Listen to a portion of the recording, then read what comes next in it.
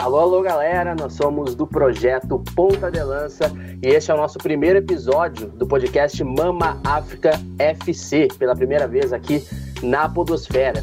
Esse podcast vai tratar bastante de Copa Africana de Nações, sobre futebol africano, e então eu já vou me apresentando para o pessoal que está chegando aqui na casa pela primeira vez. Eu sou o Luiz Fernando Filho, um dos membros do PDL. E neste primeiro episódio do podcast, a gente vai tratar sobre o histórico da Copa Africana de Nações. E já vai para a sua 32ª edição, para começar no próximo dia 21 de junho, daqui a menos de uma semana. E para falar sobre o histórico da competição e tudo que envolve ela, inclusive para além do futebol, do gramado. Então, sem mais delongas, eu vou apresentar o nosso primeiro jogador aí do nosso time, o Matheus Soares, lá o nosso prodígio de Caratinga, Minas Gerais. Matheus, seja muito bem-vindo. Valeu, Luiz, aos ouvintes aí do PDL. Estamos mais uma vez aí com o nosso episódio, após a apresentação, e hoje vamos tratar de assuntos polêmicos, histórias das edições passadas da CAN, e vocês vão gostar bastante do episódio de hoje. E é isso aí, tem muita coisa para conversar até dia 21. Passo a bola agora para o Rubens, nosso enviado especial hoje, que está fora do país, mas estamos contando com ele mais uma vez, e é isso aí. Bom, alô galera, muito obrigado aí pela participação nesse primeiro episódio do podcast Mama África FC. Eu tô falando aqui direto de Moçambique, da cidade de Maputo, da capital do país, Moçambique, né? E tem até um gostinho especial se a gente for falar de futebol, né? Porque aqui nasceu um dos maiores jogadores de todos os tempos, né? Eusébio nasceu nessa terra aqui quando se chamava ainda Lourenço Marques, né? Quando Moçambique ainda era colônia de Portugal. Um dos mais notórios jogadores da história do futebol. Então, tô tendo um carinho especial, né? Cheguei ontem aqui na cidade, mas vou passar alguns meses aqui no intercâmbio e acredito que vai dar para aprofundar bastante nesse tema, nessa temática do futebol africano e de outras nuances, né, que envolvem o futebol no continente africano. Então, estamos aqui para contribuir muito com esse podcast diretamente da Mama África mesmo, né, da terra-mãe de todos nós.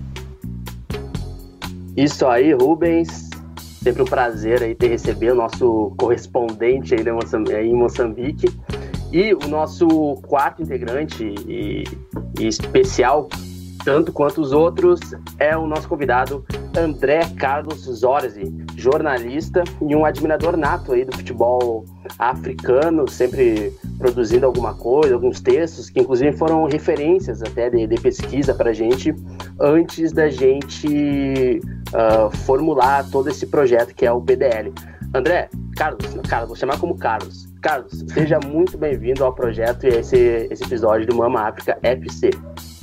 Obrigado, eu que agradeço o convite. Vamos falar aí sobre a história, principalmente tão rica do futebol africano, que muitas vezes é pouco conhecida do pessoal, né? Vamos abordar vários temas aí. Isso aí, Carlos. Esse episódio é um episódio bastante importante para o pessoal que procura e vai procurar, principalmente nos próximos dias e semanas, sobre a Copa Africana de Nações. Como bem disse o Carlos, tem toda uma questão de colocarem o futebol por diversos motivos dentro de uma subalternidade, né, com relação a outros continentes e tudo mais. E neste episódio a gente tende a discutir sobre o futebol africano também, sobre a competição e também tudo que envolve, até porque a gente sabe que futebol e política, principalmente no continente africano, sempre andaram atrelados, né? E falando sobre o histórico da Copa Africana de Nações, para contextualizar para o pessoal que está chegando pela primeira vez ou que não sabe tanto ainda sobre a competição, a Copa das Nações Africanas, ela começou lá em 1957 e na época ela começou com 3 participantes, que na época eram mais ou menos ali os organizadores até da Copa da Confederação Africana de Futebol, mas nota-se, e até vou puxar já para ti, Carlos, que desde o início, inclusive nas primeiras edições, o Egito, por exemplo, sempre foi uma das grandes influências políticas, mas também dentro do futebol, né? Dentro do continente africano, foi pioneiro em algumas questões dentro do gramado. E eu queria que tu comentasse um pouco sobre essas primeiras edições e a organização até dessa competição, que já vai para a sua 32ª edição e que começou lá ainda com 3 participantes. Na década de 50, né, que começou mesmo em 57, que foi fundado, inclusive a Confederação Africana, ela coincide praticamente a fundação dela com a criação da Copa Africana de Nações.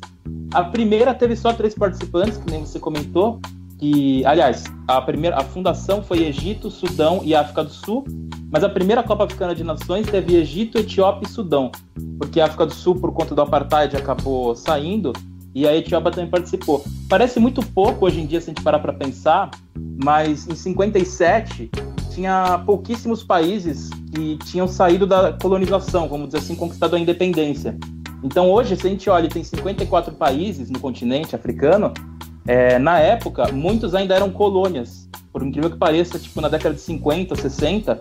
Então, se você pegar, por exemplo, assim, Gana, que, se eu não me engano, é no meio de 57 que consegue a independência. É um dos primeiros ali da África subsaariana que consegue.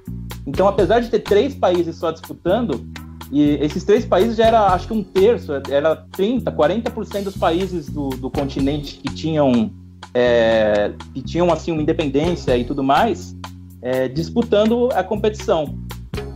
O Rubens, se eu não me engano, comentou agora de Moçambique. O Eusébio, por exemplo, nasceu em Maputo, na época se chamava Lourenço Marques. Até 75, os jogadores que nasciam lá, eles eram considerados portugueses, praticamente. Os caras de Portugal, se eles quisessem, levavam os caras para jogar pela seleção de Portugal. Então é uma coisa muito... Olhar com os olhos de hoje, parece pouca coisa essas 3 seleções, mas para a época foi um feito assim, muito grande, assim, você levar 3 delegações de equipes para jogar no Sudão, se não me engano foi em Khartoum, a capital do Sudão. Então foi assim, tinha o time do Sudão, o do Egito e o da Etiópia que eles jogaram. E ali, logo no começo, você tem um predomínio tanto do Egito quanto da Etiópia, que era um outro país ali do sul, da parte mais de cima e até um pouco para o leste da África.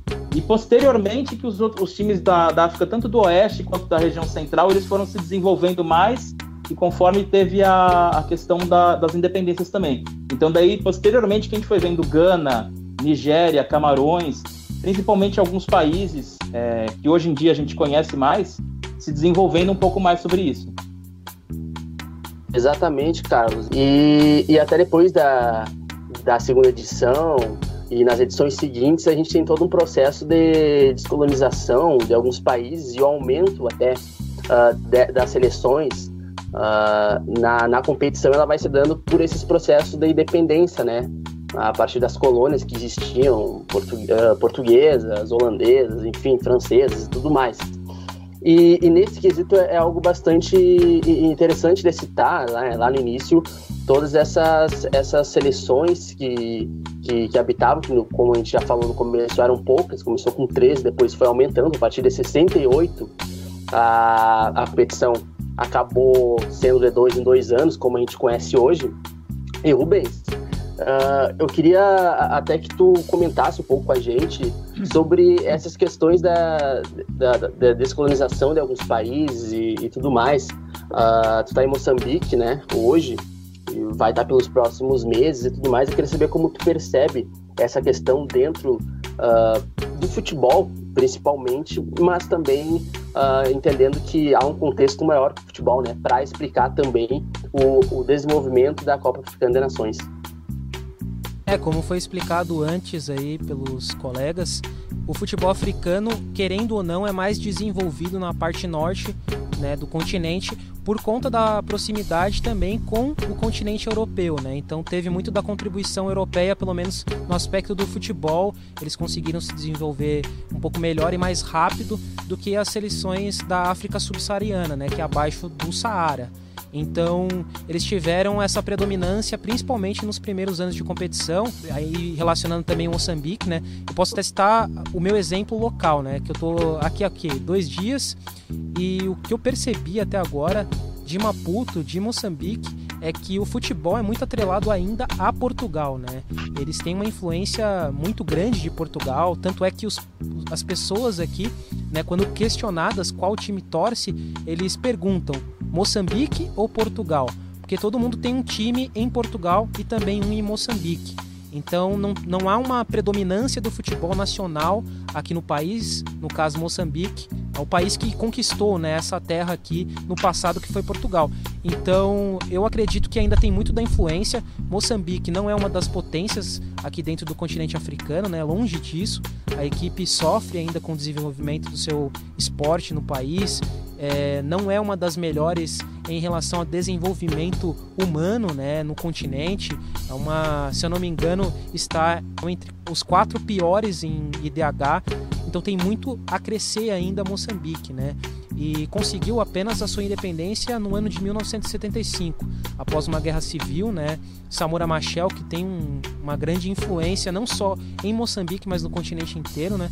Conseguiu conquistar aí e nortear, né, a Frelimo, que é a Frente Libertadora de Moçambique, que conseguiu libertar o país de Portugal e posteriormente trouxe a posse então do país para os moçambicanos, né?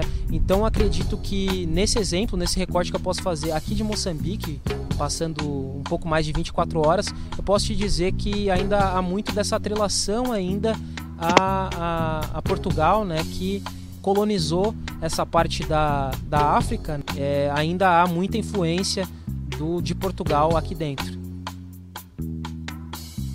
Exatamente, Rubens. Essa é uma questão que entra bastante no que a gente vai desenvolver agora nos próximos minutos, e é principalmente, né, citando essas questões diplomáticas de libertação, né, e descolonização dos países. E eu até queria falar com o Matheus. Matheus, a partir do exemplo que o Rubens citou, de Moçambique e tudo mais, a gente tem alguns outros exemplos também de países, seleções que no decorrer das décadas e tudo mais foram se desenvolvendo, mas que tinham também muito por trás disso uma questão da afirmação de uma identidade nacional a partir do sucesso dessas próprias seleções, né? Então, cara, eu queria saber até de ti, cara, o que tu acha sobre isso, sobre essa questão de regimes, ditaduras no continente, e se tem algum fato, assim, que tu acha relevante a gente estar aqui no podcast de alguma seleção ou de algum país específico, assim, que tenha lidado com essas questões. Olha, Luiz, foi um processo muito difícil, né, desde a primeira edição.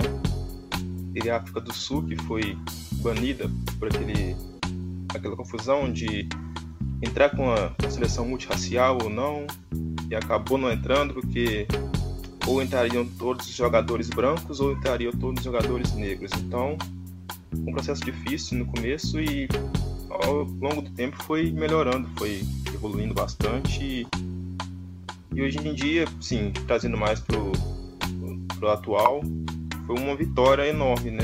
Porque política e futebol sempre foi muito associado no continente africano. Então, foi um problema aí que se alongaram por bastante tempo, mas que foram desenvolvendo o futebol, a cultura. Então, eu posso dizer que foi uma vitória. E também teve casos aí de seleções que, por exemplo, em 74, na Copa do Mundo, né? Que o Zaire participou e teve aquele problema com o mandatário. Eles venceram, né, a Copa de 74, que foi no Egito, a Copa Africana. Tinham 8 participantes apenas e eles foram campeões. O mandatário saudou lá, levou o avião para poder buscar os jogadores, e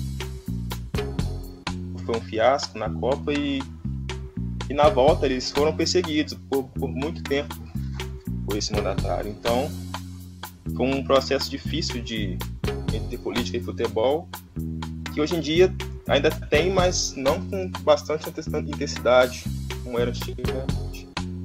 Então, esse foi um fato que me marcou muito quando eu comecei a ler sobre a história da competição, e acho que hoje em dia a gente não vai ter mais isso, a gente não vai ter tanto problema, a gente vai poder analisar mais o futebol, mais a parte dentro de campo, e falar menos da política, né? Porque isso tudo ficou no passado, mas as seleções se desenvolveram bastante, os jogadores estão indo para a Europa com mais frequência, ganhando mais destaque nos times, então vai ser bacana acompanhar, e estou muito ansioso por esse dia 21, pela estreia, ver o Egito jogar, que está com uma seleção bem boa, assim.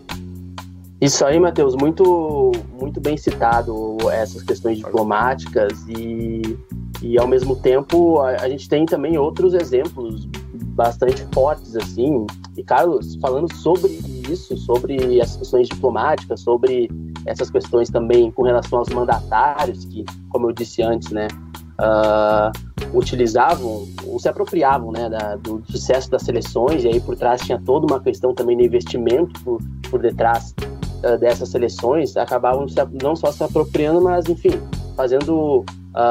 afirmando ali a questão nacional, mas para também se aproximar de um país, ou de uma política, ou de uma diplomacia específica. Eu queria saber de ti, quais os exemplos que tu tem para nos dar sobre essa questão de países, seleções e regimes nesse meio tempo, principalmente nas décadas passadas, assim.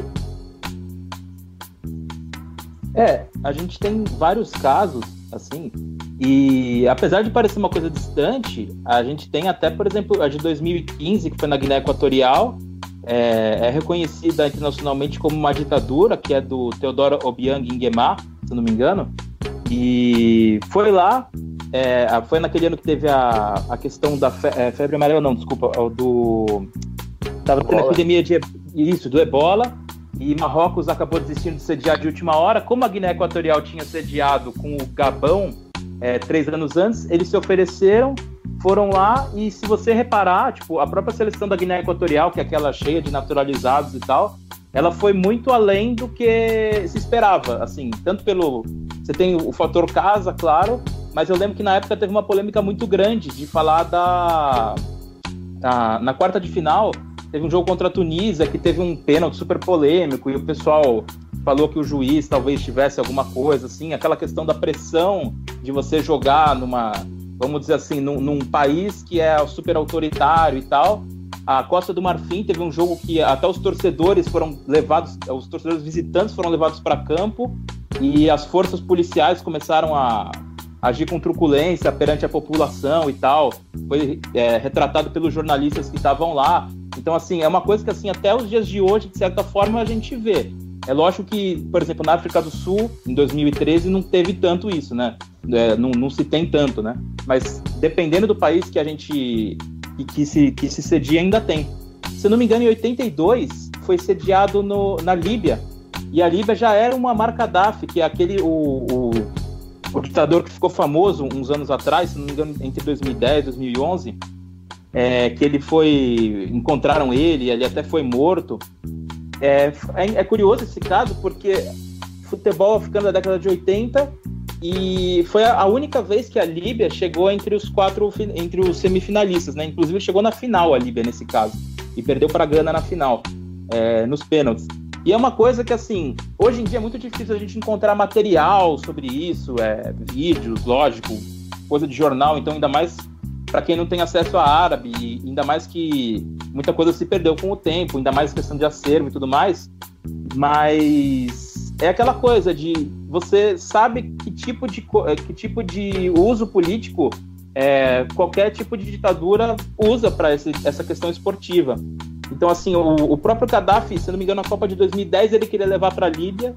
Então, assim, levar uma competição importante como essa para o seu país significa uma coisa tanto de orgulho nacional, quanto essa questão de você ter os estádios e a população ir para ir assistir os jogos e ter essa questão de comoção e tudo mais, e especialmente em alguns casos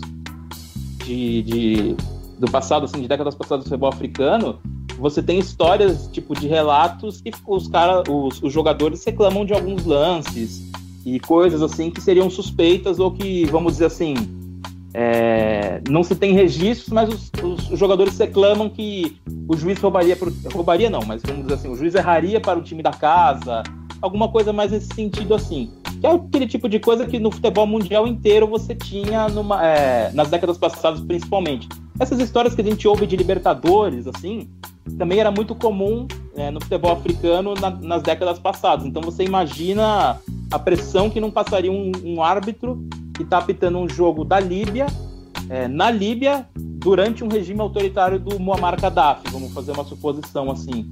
Como então é uma questão assim... Um exemplo, como você tivesse a bola e você mandasse, né, dentro do seu campo, porque você está jogando em casa também. É como se fosse mais ou menos assim, para a gente fazer um paralelo. Sim, é mais ou menos isso, né? É que assim, lógico que é um exercício de reflexão, porque é muito difícil pra gente hoje em dia que não viveu aquela época, ainda mais que assim, a Líbia na década de 80 não tinha jornalista internacional cobrindo a Copa de 82, e os que tinham também não eram muito livres assim para escrever o que podiam. Então é coisa que você ouve mais às vezes em um relato ou outro tal, e muita coisa acaba se perdendo, né? A própria Confederação Africana, eles não têm tanta preocupação com as informações de arquivo, de acervo, então muita coisa acaba se perdendo. Você encontra às vezes essas coisas em relatos de jogador ou de jornalista que viveu na época, mas é uma coisa interessante nesse sentido. E eu não tenho aqui a lista completa, logicamente, mas se você reparar, é muito comum você ver, tipo, o time sede da casa o time que manda, só concluindo, o país sede da competição é sediado num país de regime autoritário na época, e é uma equipe que chega longe na competição. Isso é uma coisa bem comum. E tem tanto o fator casa, que é comum em qualquer lugar do mundo, quanto essa questão de fazer propaganda e do investimento que você tem no esporte e tudo mais. Se no próprio Brasil isso foi utilizado em décadas passadas, você imagina em países como, sei lá, a própria Líbia, Nigéria, enfim, é uma infinidade. Carlos, e quando tu falou até sobre essa questão das seleções e tudo mais, e desses regimes por trás, partindo até um pouco mais agora também para o lado esportivo dentro de campo, e como eu até havia dito no início, a inserção dessas seleções que vão se inserindo de pouco a pouco durante as décadas, durante as edições, elas vão, né, partindo muito muito daquele eixo de seleções que foram conquistando a sua independência, né, e por si só vão se integrando, né, ao futebol africano profissional. E com relação a isso, o que eu acho mais bacana é principalmente como se dá o futebol africano ali pelo começo da década de 60, ali, quando começa a ter um aumento significativo até para aquela época, não tão até significativo pro que viria depois, nas outras décadas, mas até a própria seleção de Gana. A seleção de Gana, por exemplo, é uma seleção que ela conseguiu a sua independência em 57, né, que começou a participar mais ou menos ali pela década de 60, tanto é que em 63 e 65 ela foi bicampeã da competição, e na época até havia um regime que era do Kwame Nkrumah, se eu não me engano, que era um regime comunista. Eu posso estar enganar agora, enfim, e que a edição de 65 ela serviu tanto para afirmar a questão da Gana dentro do cenário do futebol, mas no mesmo ano que a Gana foi campeã, e também tinha toda uma questão desse regime estar sempre afirmando nacionalmente, né, a questão de estar sobre as mãos desses governantes a competição, e dali em diante eles conseguiram fundar até a Organização da Unidade Africana, que foi o pilar do pan-africanismo na época e tudo mais. E a Gana em si, a seleção ganesa, entre a década de 60 e 70 foi uma das grandes das seleções aí que participou, se eu não me engano, no mínimo umas 3 finais, mais ou menos, ou até mais, entre 63 e 70. Então essa é uma questão bastante importante até para a gente começar a falar sobre essas questões das seleções, né, que começaram a se desenvolver e começaram a participar de mais finais, de mais competições e começaram a, como a gente fala, né, popularmente, a papar os títulos aí dessas primeiras edições da Copa Africana. Algumas seleções, alguns ditadores, alguns mandatários usavam isso muito, o futebol muito como palanque, né, político, para se promover. E isso era muito comum nas décadas passadas, nas primeiras edições. Até com Gana, que você disse mesmo aí, o Kwame Nkrumah, ele colocou como prioridade na campanha dele o futebol. Então montaram uma seleção bem competitiva, que foram chamadas de Estrelas Negras. E no mesmo ano lá eles receberam a CAN no país e venceram e tentaram fazer tipo uma supremacia, né, da seleção do país. Às vezes isso sempre atrapalhava um pouco, apesar do sucesso imediato assim, de algumas seleções que foram criadas e venceram, conseguiram sediar, receberam a competição no seu país e tentaram usar isso como uma ascensão econômica no país, de visibilidade. Então esse palanque sempre foi muito normal. Se a gente for levar em consideração tudo que já foi falado aqui, a gente consegue perceber que o futebol ele é mais um espaço social de promoção da política, né? Isso eu acredito que está claro para todo mundo. Então, se a gente pode também citar alguns exemplos aí, até mesmo dentro do território brasileiro, né? De soberania de alguns times, de alguns clubes em específico. E se a gente for mais além ainda, a gente consegue perceber isso dentro do futebol brasileiro em termos de seleção, né? Porque a seleção brasileira teve um auge, principalmente ali durante o processo de ditadura, né? Já estávamos no regime militar e, querendo ou não, o futebol contribuiu para que a propaganda política em relação ao país, de soberania, de organização, de promoção do esporte, fosse levada a cabo e também promovesse, né, querendo ou não, esses governos que foram tão ruins e maléficos para a nossa sociedade, mas que no esporte foi muito positivo, pelo menos em termos de título, né? Posso fazer só um comentário ainda sobre a seleção de Gana, que envolve ainda essa questão da política mais global e com futebol. Vocês citaram da seleção de Gana da década de 60, que era muito forte. Uma vez eu vi era um mini documentário, acho que da BBC, que entrevistava alguns jogadores daquela seleção de Gana ali da década de 60, que eles falavam sobre a mágoa deles de não ter podido disputar as eliminatórias para a Copa do Mundo de 66. A Copa do Mundo de 66 foi aquela que teve um boicote das seleções africanas, porque eles queriam uma vaga direta de cada confederação, porque na época ainda não se tinha, por exemplo, assim, tem uma vaga direta para a África, uma para a Ásia, uma para a América do Sul, uma para a Europa e tal. Então, tipo assim, eles teriam que jogar entre si para depois jogar contra a Ásia, e daí teria uma vaga, enquanto a América do Sul e a Europa tinham várias vagas. Eles não achavam isso justo, e daí todas as seleções acabaram boicotando. E Gana, na época, estava como bicampeã, né? Foi campeã, acho que em 63 e 65.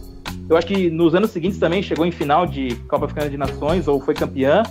E os jogadores, eles, lógico, aí é a versão dos jogadores, eles falam que a gente teria sido campeão da Copa do Mundo e tal. Lógico que aí é um certo exagero, mas é sempre interessante a gente lembrar que na Copa de 66, a Coreia do Norte chegou nas quartas de final, sabe? Então, tipo, ganhou da Itália e chegou a abrir 3-0 em cima, não sei se foi 3-0, mas abriu 3 gols em cima de Portugal, chegou a estar ganhando, acabou levando a virada para 5-3, mas de repente poderia ter tido uma grande surpresa, assim, sei lá, Gana disputa as eliminatórias, que tinha um bom time, classifica ou disputa a Copa do Mundo e faz uma campanha digna, ou às vezes acontece igual ao Zaire, que acabou sendo o primeiro da África subsaariana a jogar a Copa do Mundo, teria sido antecipado, Mas é uma coisa interessante de como a própria questão de, tipo, os times africanos terem que se organizar para, assim, cobrar. A gente quer uma vaga direta, e daí acabou vindo posteriormente em 70, e o time de Gana acabou meio que pagando o pato, aquele time bom de Gana, né? Dessa questão que vocês comentaram agora. Isso, exatamente. Essa é uma questão bastante importante, Carlos, até porque vocês acabaram de colocar em pauta algo que também já está no roteiro, que é sobre as questões de algumas seleções que acabaram até dominando o continente, né, por um bom tempo, por algumas edições seguidas, ou por uma década em específico, e que em Copas do Mundo não necessariamente conseguiram fazer uma grande campanha, assim. Claro, a gente tem aquele Senegal de 2002, tem, se eu não me engano, me falha a memória, em 90, Camarões com Roger Millar. A gente tem alguns exemplos assim, mas a gente vê também que a Copa Africana de Nações, ao mesmo tempo que por um bom tempo ela foi e ainda é uma representação, às vezes, até das próprias seleções enquanto nação mesmo, enquanto povo, pro bem ou pro mal, né? Mas tem toda essa questão aí de seleções como até a República Democrática do Congo, que só agora a República Democrática do Congo, mas que foi bicampeã, como o Congo Brazzaville, depois Zaire, 72 e 74, conquistaram aí 2 edições, fizeram história. Até tinha um atacante que é bem famoso até, né, que é o Pierre Mulamba, com 9 gols, e se eu não me engano ele é o maior artilheiro de uma única edição na história da Copa Africana de Nações, mas que não conseguiram fazer boas campanhas depois em Copas do Mundo, né? O próprio Congo, a República Democrática do Congo, que na época era o Zaire, em 74 fez uma Copa do Mundo que não foi tão boa e enfim, até deu problemas depois para a seleção a nível de regime e algumas coisas assim. Matheus, eu queria saber de ti, com relação a algum exemplo, ou alguns exemplos de seleções históricas assim, que tu gostaria até de destacar aqui pra gente. Pode ser seleções que fizeram muito sucesso, ou não fizeram tanto sucesso, mas foram marcadas, ou ficaram marcadas, né, na Copa Africana de Nações, e que tu gostaria aqui no podcast de destacar pra gente. Tunísia campeã. Foi uma seleção que eu comecei a acompanhar assim, futebol, vi alguns jogos, não da competição, mas da Copa das Confederações, que eu vi a Tunísia pela primeira vez, e tinha um brasileiro lá, o Francisco dos Santos, e me destacou bastante. Eu chamava muita atenção, porque eu nunca tinha, assim, nunca soube de algum jogador que parecia para uma seleção diferente. Eu não sabia que era possível. Então, me causou um certo espanto, eu comecei a acompanhar, assim. E na CAN 2014, que eles ganharam de Marrocos nessa edição, foi o país sede, né? E também teve eleições presidenciais após a competição, e foi tudo muito complicado também. Mas a competição foi muito boa, por ter muitos jogadores assim, que comecei a ver e depois vi em alguns lugares, em outros times da Europa, que tiveram destaque, como o Canoté, que eu vi por bastante tempo no Sevilha, da Espanha. Um jogador que sempre gostei de ver, de acompanhar, jogando ao lado do Luis Santana no Sevilha. Jogos de seleção sempre me chamaram a atenção para ver onde os jogadores atuavam, qual a história da seleção, e a Tunísia foi a primeira que me marcou, assim, do lado africano. Bom, o meu interesse pelo futebol africano surgiu principalmente na Copa de 2006, quando eu comecei também a acompanhar o futebol mais de perto, e eu me recordo muito bem da participação de 2 seleções em especial. A seleção da Costa do Marfim, do Didier Drogba, e a seleção de Togo, que é até uma seleção que tem muito carinho aí, né? Tem muito carinho de um dos nossos integrantes do podcast de hoje. Acho que o André até pode falar um pouco mais sobre essa seleção, mas dando o meu parâmetro só, eu acompanhei mais elas, até porque era uma novidade, né? A gente não tinha muito contato com o futebol africano, principalmente na infância. Eu acompanhava mais os jogos do Brasil e vez que outra eu assistia ao futebol da Europa, né, das principais ligas, da Liga Espanhola, da Liga Inglesa. Então a Copa do Mundo fez eu olhar para o futebol africano de uma maneira diferente e saber que o futebol africano ele existia, né? Ele estava presente no mundo e ele conseguia competir com as outras seleções. Mas acredito que a campanha que mais marcou a minha vida inteira no futebol africano em relação a Copas do Mundo foi em 2010, né? Com aquela quase classificação da seleção de Gana. Por mínimos detalhes ali eles não conseguiram a classificação, né? Teve até a polêmica ali do Luizito Soares, né? Que ele botou a mão na bola num lance que sairia um dos gols de Gana e daria vitória para a equipe, né? O jogo já estava na prorrogação, então eles conseguiriam a classificação e ele botou a mão na bola. O Fusilli também estava atrás, poderia colocar e evitar o gol. Ele foi expulso, o Luiz Soares na ocasião. Teve o pênalti, o Asamoah Gyan perdeu o pênalti, né? E ali foi um momento de mais frustração em relação às seleções africanas em Copa do Mundo. Aí depois eles também perderam nos pênaltis, mas foi a campanha que mais surpreendeu nas últimas Copas do Mundo, né? Mas o futebol africano está evoluindo, a gente está vendo hoje aí jogadores fazendo campanhas significativas no futebol de ponta da Europa, né? Podemos citar até o exemplo dessa temporada na Premier League, em que um gabonês, um senegalês e um egípcio, né? Aí o Aubameyang, o Sadio Mané e o Salah, né? Mohamed Salah, respectivamente, nos seus países, conseguiram a artilharia de um dos maiores campeonatos, de uma das maiores ligas do mundo, né? Então isso significa muito para o futebol africano. Infelizmente, o Aubameyang não vai participar dessa edição. A seleção do Gabão não conseguiu a classificação para a competição, né? Para a CAN de 2019, que vai acontecer no Egito. Mas os outros dois jogadores, acredito eu, que postulam até mesmo uma posição entre os 3 jogadores que se destacaram nessa temporada para concorrer mesmo aos prêmios de The Best da FIFA e Bola de Ouro. Falando sobre todo a Copa, na escola fiz trabalho sobre a seleção e cada grupo ficou assim, a missão de desenhar sobre uma bandeira da Copa e falar sobre a história. O Togo sempre teve presente nas nossas vidas. É sempre bacana acompanhar as seleções africanas. E também falando sobre as jogadores que estão despontando, né? Alguns também, todo ano. Na França tem o Nicolas Pepe, que é cotado no Liverpool também, jogado com Salah e com Mané. Jogador que bastante cobiçado na Europa. Muitos clubes grandes estão de olho. De Al-Ahly, que está na Bundesliga agora, foi pro Red Bull. É um negócio que tem crescido cada ano, cada temporada que passa. O futebol europeu tem estado tanto de jogadores com porte físico maior, um futebol mais físico, além do talento, né, individual. E isso é importante também que serve de legado para as seleções, os jovens jogadores africanos que estão com o sonho de jogar na Europa. Então eu sempre olho muito esse lado do orgulho de estar representando o país em algum torneio maior, alguma competição, uma liga maior. Nessa questão dos jogadores, uma coisa que chama atenção às vezes nessas seleções africanas é que por vezes a gente encontra alguns atletas que eles veem nas seleções africanas quase que um prêmio de consolação, assim.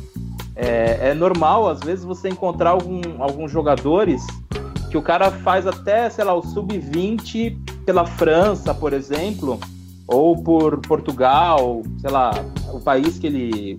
Alguns até nasceram na Europa e depois que ele não consegue, por conta da concorrência, por exemplo, assim, no time francês, se consolidar ali no time profissional mesmo, o cara recebe um convite para jogar, por exemplo, pela equipe da descendência dele. Então, por exemplo, assim, o Aubameyang é o descendência gabonesa. Se eu não me engano, eu acho que ele nasceu na França.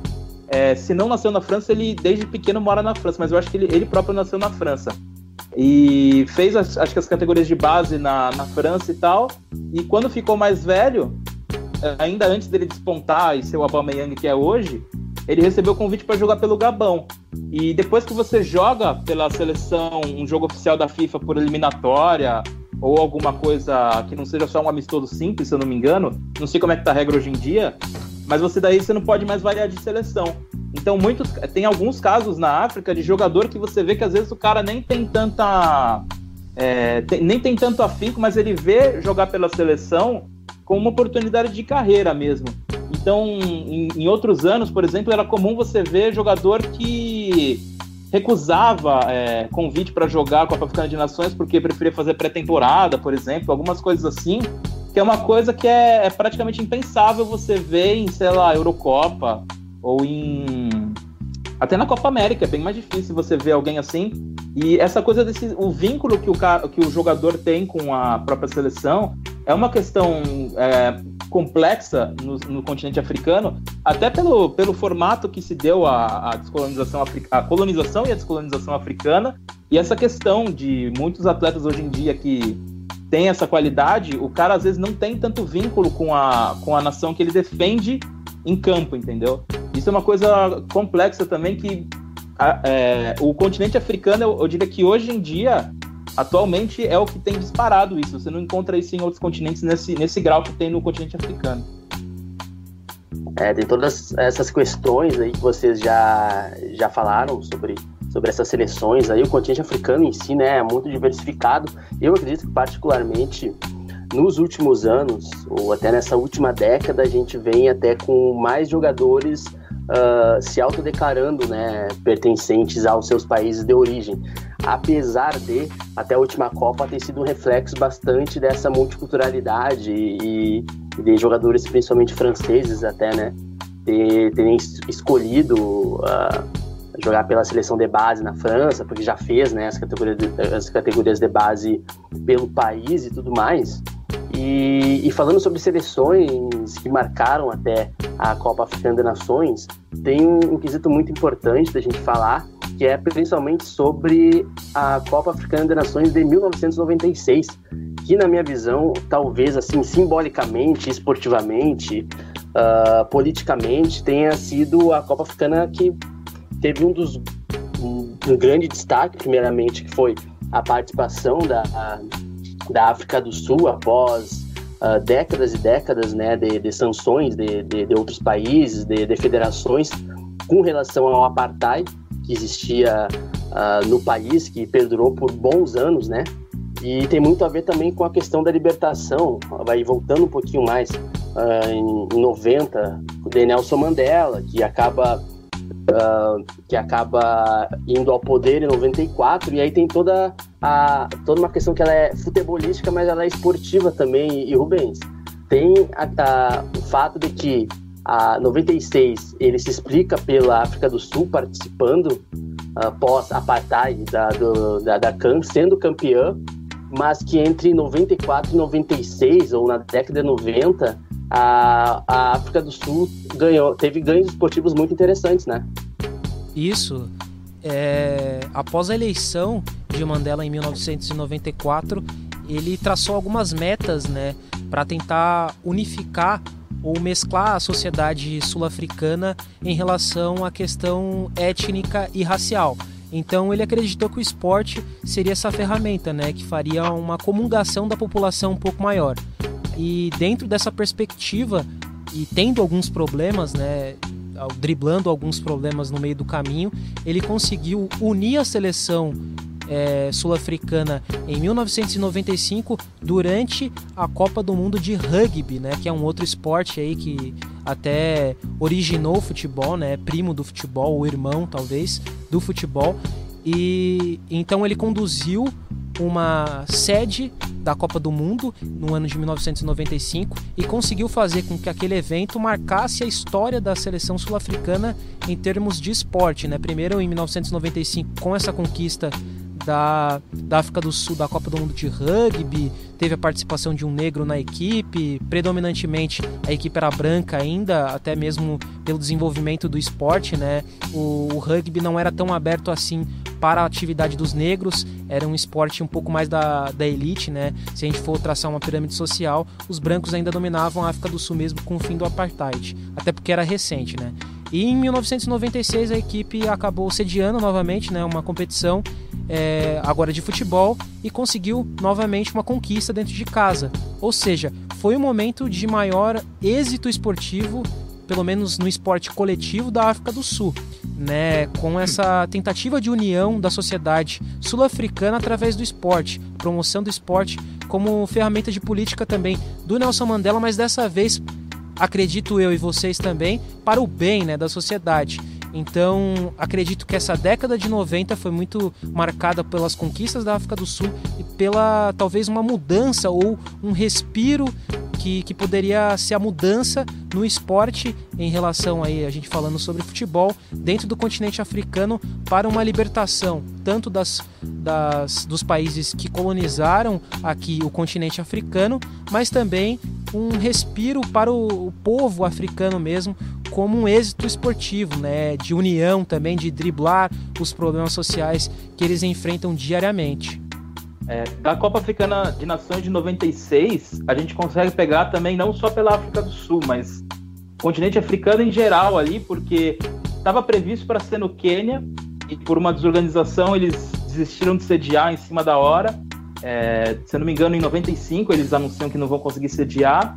Aí a África do Sul toma a frente, o Nelson Mandela vê essa oportunidade também de ter essa questão da representação e tudo mais. A própria seleção da África do Sul é interessante porque tem os negros, os brancos, e é mais miscigenada do que a de rugby, que tem até aquele filme Invictus e tal, que é a que você acabou de comentar, porque, por exemplo, assim, o capitão era o Neil Tovai, se eu não me engano, o nome dele, eu não sei exatamente a pronúncia dos nomes, que eu sempre vejo por leitura, mas o Neil Tovai, ele era um jogador branco, se eu não me engano, ele era descendente de britânicos, alguma coisa assim.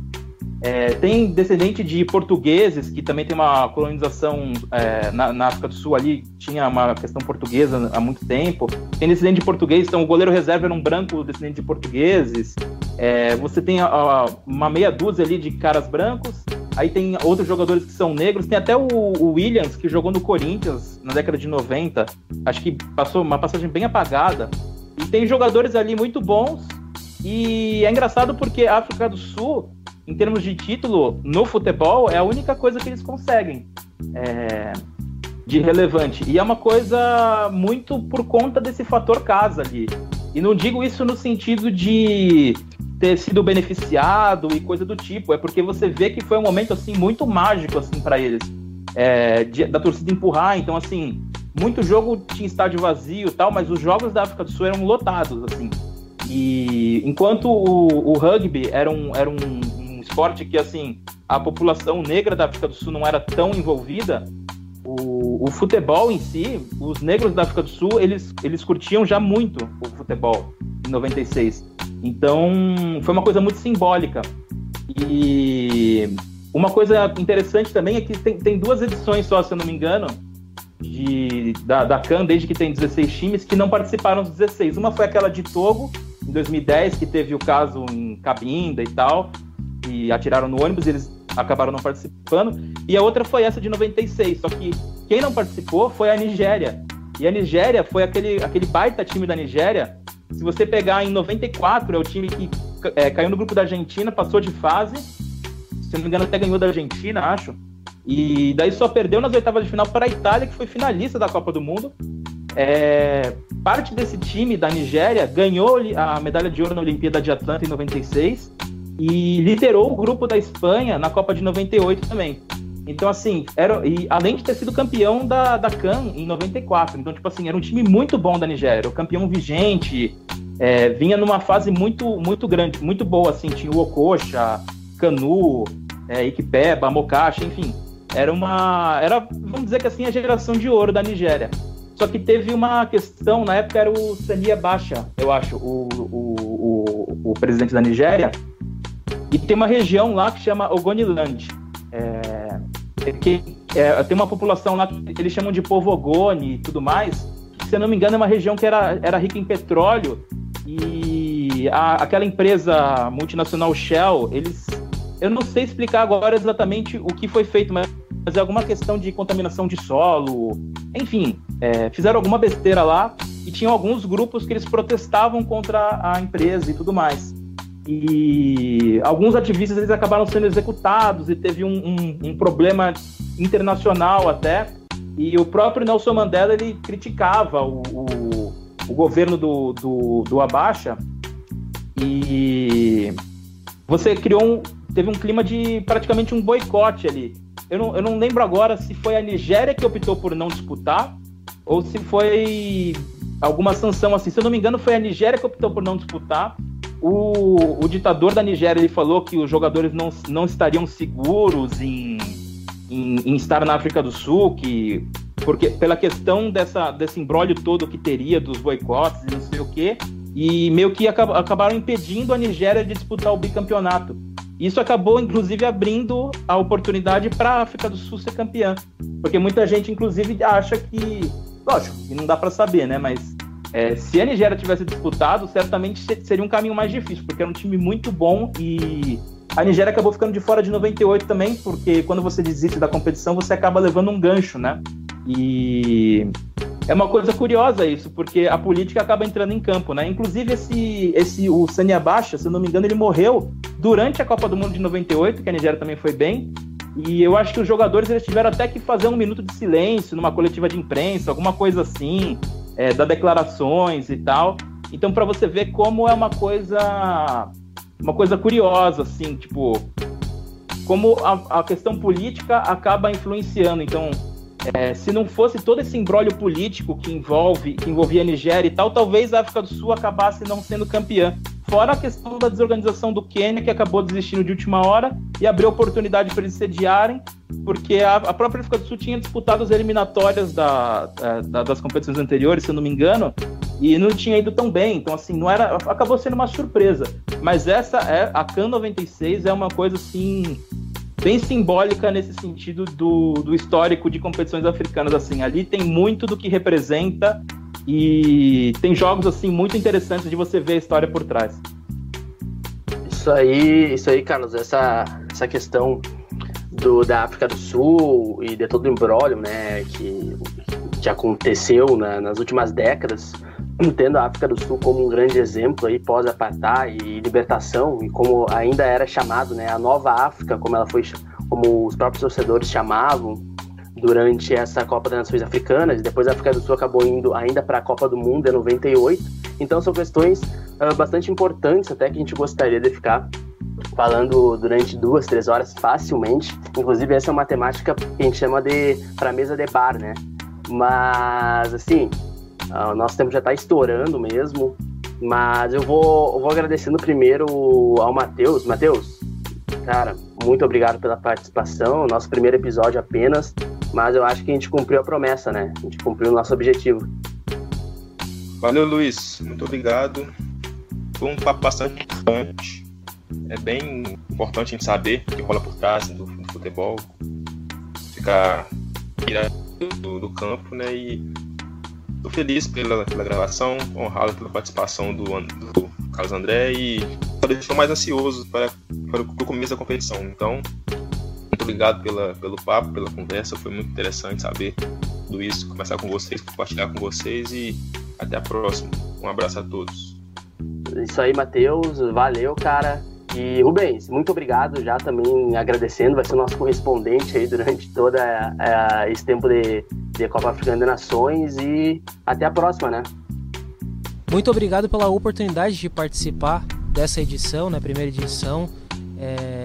Estar contribuindo direto do continente africano é diferente e acredito que a gente vai fazer uma boa cobertura aí. O pessoal pode ficar ligado nas nossas redes sociais, mídias, porque tem muita coisa vindo aí pela frente, muito conteúdo sobre a Copa Africana de Nações e também sobre o futebol africano. Até mais!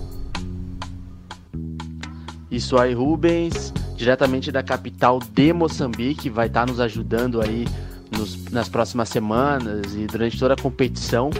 E com certeza vai ser uma experiência bastante enriquecedora para o projeto, para o PDL e para o nosso podcast. O nosso último agradecimento vai com certeza aí para o jornalista André Carlos Zorzi, que nos ajudou hoje nesse debate bem enriquecedor aqui para o pessoal que procura saber um pouco mais sobre a competição nessa véspera do início. Lembrando que começa no dia 21 de junho. E muito obrigado, Zorzi. Seja sempre bem-vindo. E as portas aqui do PDL vai estar sempre abertas para uma nova participação. Opa, Obrigado pelo convite. Sempre um prazer estar falando de futebol africano. Até uma próxima oportunidade. E esse ano acho que o Egito vai ser campeão. E vamos ver, 2021 o título fica com o Togo. Até mais. Certamente, Zorzi. A gente espera aí que a seleção de Togo volte a participar das edições, né? Como sempre participou, uma seleção muito tradicional no continente africano, e vamos esperar, né? Vamos ver se em 2021 Togo estará na competição. E lembrando, pessoal, para vocês não esquecerem de curtir a nossa página no Facebook, é só acessar lá facebook.com/projeto-pdl, assim como ali nos nossos agregadores, no Castbox, só digitar lá no procurador Mama África FC que vocês vão nos encontrar. No SoundCloud também, estamos lá, soundcloud.com/projeto-ponta-de-lanca, e também no YouTube, é só procurar lá Ponta de Lança, o nosso perfil, vai ter lá a foto principal do projeto Ponta de Lança. Se inscreve, ativa o sininho, porque por essas plataformas vocês irão receber os nossos conteúdos. E já nesta semana e nas próximas a gente também vai estar divulgando os nossos textos, as nossas produções textuais lá no Medium. É só acessar lá medium.com/pontadelanca. Lá vocês vão encontrar todos os nossos textos. Beleza? Então a gente vai se despedindo e estaremos juntos no próximo episódio do Mama África FC, que não irá demorar. E não esquece, hein? Ponta de Lança, paixão por ousar.